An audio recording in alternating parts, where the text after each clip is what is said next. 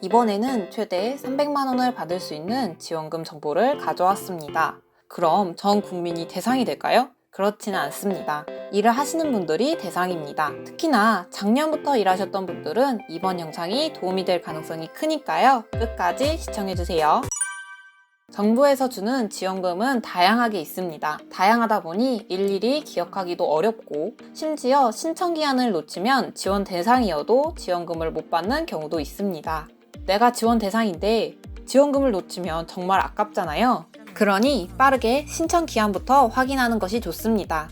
이번 지원금도 신청 기한이 있습니다. 바로 2022년 5월 1일부터 5월 31일까지입니다.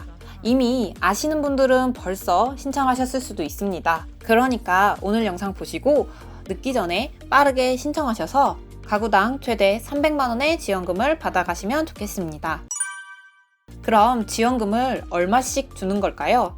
지원 금액은 가구당 최대 300만 원까지 받아갈 수 있습니다. 그런데 가구 유형에 따라서 최대 금액이 달라져요. 혼자 사는 단독 가구의 경우 최대 150만 원, 호벌이 가구는 최대 260만 원, 맞벌이 가구는 최대 300만 원을 받아가실 수 있습니다. 그럼 최대 300만 원 지원받을 수 있는 이 지원금은 구체적으로 신청 대상이 어떻게 될까요? 우선 일을 하시는 분들이어야 합니다. 근로자, 사업자, 종교인 등 소득이 있으신 분들이 대상이에요. 단, 전문직은 제외된다고 하니 참고해 주시면 됩니다. 이렇게 일을 하는데 소득이 많지 않은 분들을 위한 지원금으로 그래서 이름이 근로장려금입니다. 이 지원금 들어보신 분들도 계시죠? 그리고 매년 신청하고 계신 분들도 계실 텐데요. 근로장려금은 보통 반기와 정기 신청으로 나누어집니다. 어떤 걸 신청해도 한 해에 받는 총 지원 금액은 같아요. 먼저 근로장려금은 작년의 소득을 기준으로 지급됩니다. 만약 2022년 5월에 신청하면 2021년 총소득을 기준으로 지급하는 거죠. 이렇게 5월에 신청하는 건 정기 신청으로 정기 신청은 1년에 한 번 신청하고 1년에 받는 금액을 한꺼번에 받습니다. 참고로 작년 소득 기준 반기 신청은 지났고 이번 5월 정기 신청이 마지막인 거예요. 그러니 이번 5월에 신청하시면 최대 300만 원의 지원금을 받을 수 있어요. 그러면 이제 구체적인 신청 대상이 중요하겠죠. 방금 총 소득 금액을 기준으로 지원금이 지급된다고 했잖아요. 그러기 위해서 총 소득 금액을 살펴봐야 하는데요. 신청인과 배우자의 근로소득, 사업소득, 종교인 소득, 이자, 배당, 연금 등 기타 소득 이런 것들을 모두 합한 금액이 바로 총소득 금액이라고 합니다. 이 총소득 금액은 기준금액 미만이어야 신청 자격이 되는데요. 단 이 중 사업소득은 총수익금액 곱하기 업종별 조정률로 산정되니 이 점 참고하시길 바랍니다.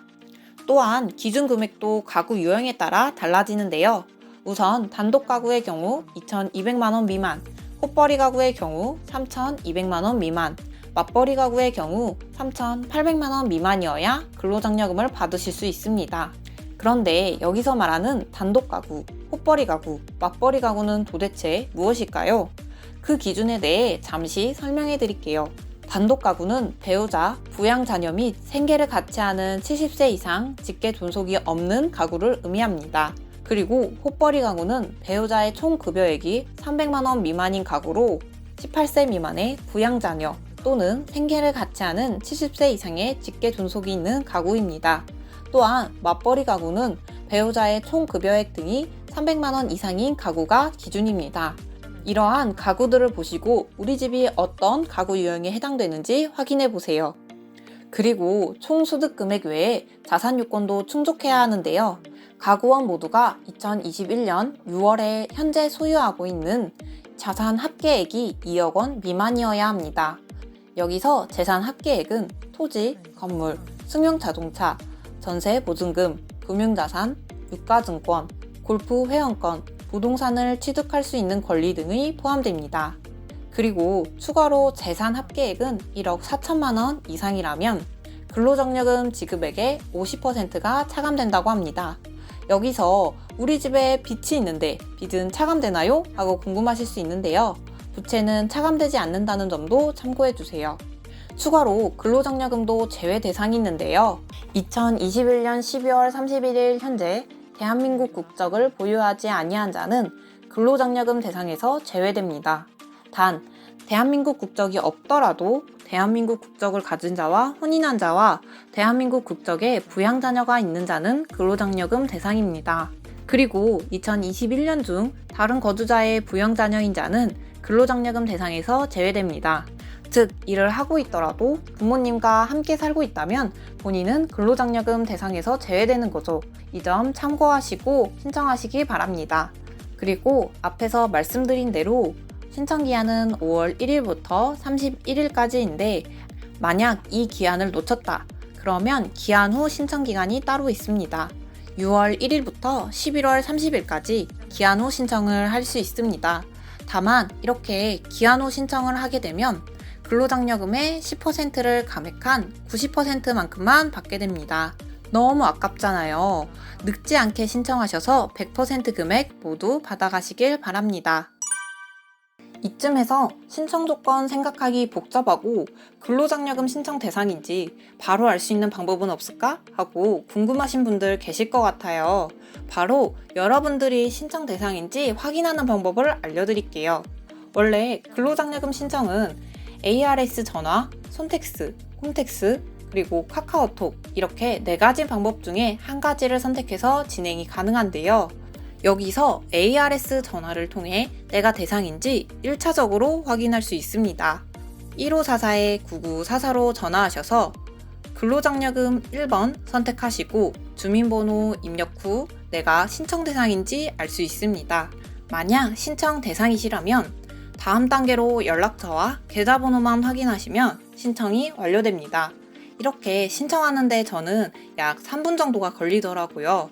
천천히 하신다고 해도 10분이면 충분히 신청이 가능합니다. 그리고 신청 대상이 아니시라면 왜 신청이 아닌지 추가로 궁금한 게 많으실 텐데요. 추가로 궁금하신 분들은 국세청 근로장려금 상담센터로 연락하시면 됩니다. 1566-3636으로 전화하시면 자세한 상담 받으실 수 있으니 이 점도 함께 참고해 주세요. 그리고 예전에 근로장려금을 신청하신 분들은 카카오톡이나 우편으로 안내문을 받는 분들도 있습니다. 이 안내문을 보시면 이렇게 개별 인증번호 8자리를 확인할 수 있어요. 이 개별 인증번호가 있으면 더 쉽게 근로장려금 신청이 가능합니다. 예를 들어 모바일 안내를 받으신 분들은 카카오톡 메시지에 첨부된 안내문을 열람하여 신청하기 버튼을 누르고 진행하면 빠르게 신청할 수 있어요. 그렇다면 신청 완료 후 지급일은 언제쯤일까요?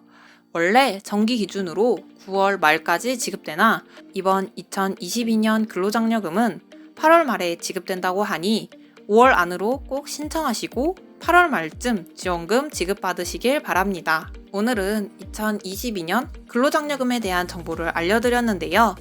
대상이신 분들은 서둘러 신청하시면 좋을 것 같습니다. 이 영상이 조금이라도 도움이 되셨다면 구독, 좋아요 눌러주시고 다음에 더 좋은 영상으로 만나요. 감사합니다.